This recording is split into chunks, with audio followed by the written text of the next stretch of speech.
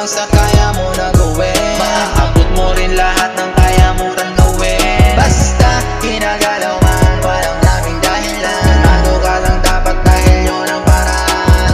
Dahil ikaw lang ang nagmamayari ng iyong mga desisyon palagi. Kaya dapat ayusin para di na magkamali. Nabilipat ako na malagi dito sa musika. Halos hindi ko na rin kaya bilangin kung ilang beses na ba ako na napahinga. Maraming kaibigan na dating kasama at yun ang nagsilbi ko na gasolina. Inis manghina nung di nakasama, mas lalong tumapang nung ako'y umabang sa mga problema. Mas lalo na nadadagan ang aking mga kaalaman nung mag-isa ko na pinalagan mga balakid sa aking daan. Maraming inaral ang mga estilo sa paggawa ko ng aking mga obra. Kaya sobra pasasalamat sa Panginoon dahil nabago ako sa mga bisyo ko noon. Marami ang mga sagot sa lahat ng mga tanong.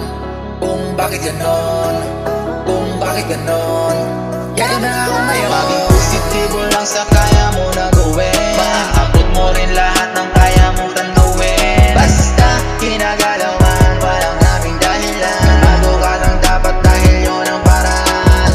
Dahil ikaw lang ang nagmamayari ng iyong mga desisyon palagi. Kaya dapat ayusin para di na magkamali. Maraming mali sa dating naging buhay, sa sobrang dilim maitim naging kulay. Sa sobrang dami kong pinagdaanan ng aking sarili, higit na nasanay. Kaya paano ikaw pa kaya?